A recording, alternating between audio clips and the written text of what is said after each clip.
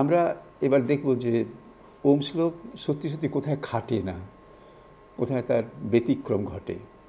সেই জন্য আমরা আরেকটা ছোট্ট সার্কিট করছি, বর্তনী করছি, ডিসি পাওয়ার সাপ্লাইয়ের সঙ্গে একটা মিলিয়াম মিটার কানেক্ট করেছি, মানে যেভাবে মিলিমিটার আমরা ডিজিটাল মাল্টিমিটারকে মিলিয়াম মিটারে ব্যবহার করি সেইভাবে। আর তার সঙ্গে একটা থার্মিস্টার, এই থার্মিস্টারটা যে কালো মতো টিকলির মতো দেখাচ্ছে, এটাই কানেক্ট করেছি। ওমস লয়ের সত্যতা নিরূপণের যে বর্তনীটা ছিল সেই বর্তনীটাই আমরা আবার ব্যবহার করছি, তবে এখানে ওই যেটাকে আমরা পরিবাহী হিসেবে ব্যবহার করেছি তার জায়গায় আমরা একটা থার্মিস্টার লাগাচ্ছি। এই থার্মিস্টারটা লাগিয়েছি এবং থার্মিস্টারটা লাগিয়ে আমরা এবার একটা কারেন্ট পাঠাচ্ছি এর মধ্যে দিয়ে। কারেন্টটা যাচ্ছে আমার এখন। আমি হাতের দু আঙুলের মধ্য দিয়ে এটাকে চেপে রেখেছি থার্মিস্টারটাকে। উদ্দেশ্য হচ্ছে এই যে থার্মিস্টারের টেম্পারেচারটা আমার বডি টেম্পারেচারের সঙ্গে রয়েছে একসাথে, একরকমই রয়েছে বডি টেম্পারেচার মতো। তো এবার আমি এই বর্তনীটা সম্পূর্ণ করলাম। বর্তনী সম্পূর্ণ একটা কারেন্ট যাচ্ছে, দেখা যাচ্ছে কিন্তু কারেন্টটা প্রায় 108-10-এর মধ্যে ভ্যারি করছে। কিন্তু আমি যদি এক্ষুনি আঙুল দুটো ছেড়ে দিই, এটাকে ওপেন করে দিই, তাহলে কিন্তু খুব ভালোই ভ্যারি করছে। অর্থাৎ এখানে কিন্তু বিদ্যুৎ প্রবাহ যাওয়ার জন্যে সার্কিটে এটা গরম হচ্ছে বেশ জুলস ল অনুযায়ী, এবং সেই গরম হওয়ার ফলে ওর রোধটা যাচ্ছে কমে, বোঝাই যাচ্ছে, তাই কারেন্টটা বেড়ে যাচ্ছে। ক্রমশ চেঞ্জ করছে। 100 বোধহয় 30 থেকে স্টার্ট করেছিলাম আমরা, 100 এখন 50, 60, এবং এটা বেশ গরম হয়ে গেছে। আমার টেম্পারেচারটা যতদিন মনে হবে এটা 60 ডিগ্রি সেন্টিগ্রেডের মতো হয়ে গেছে।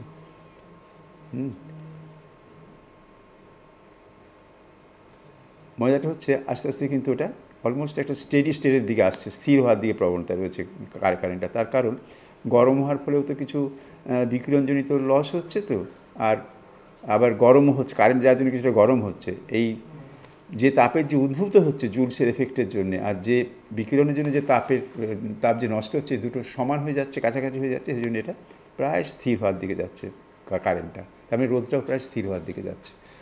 ঠিক আছে, এই যে থার্মিস্টারটাকে আমরা কিন্তু মানে তাপমাত্রা মাপার কাজে ব্যবহার করতে পারি, এবং তাই করাও হয়। কিন্তু আমরা এবার আমাদের এই সার্কিটটা করতে চাইছি, যেখানে একটা ডিসি পাওয়ার সাপ্লাই, মানে আমাদের মোবাইল চার্জারের সঙ্গে একটা মাইক্রোমিটার মানে ডিজিটাল মাল্টিমিটারই, সরি মিলিয়াম মাইক্রোমিটার নয়, ডিজিটাল মিলিয়ামিটার রেঞ্জে কানেকশন করা আছে। আর এলডিআর রয়েছে তার সাথে। এইভাবে সব একসঙ্গে শ্রেণী সমবায়ে রয়েছে, মিলিয়ামিটার, এলডিআর এবং ডিসি পাওয়ার সাপ্লাই।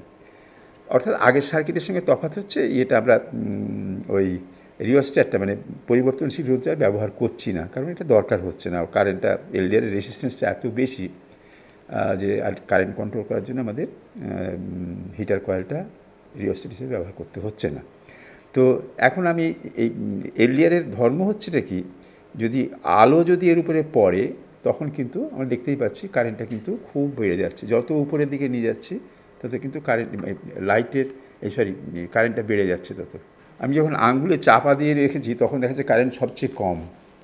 হ্যাঁ, যত চাপটা যখন খুলে দিলাম আলো এসে পড়লো তখন কিন্তু কারেন্টটা বেড়ে গেল, তার মানে রোধটা কমে যাচ্ছে। ঠিক আছে, তো যদি আমরা যত উপরে যাচ্ছি তত কিন্তু কারেন্ট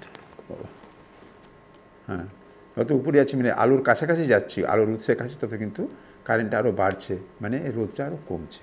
তার মানে আমরা এক্ষেত্রেও দেখতে পাচ্ছি কি, যে আমাদের উৎস একই রয়েছে, বিভব প্রবাহ কোথাও চেঞ্জ করছি না, থার্মিস্টারের মতোই।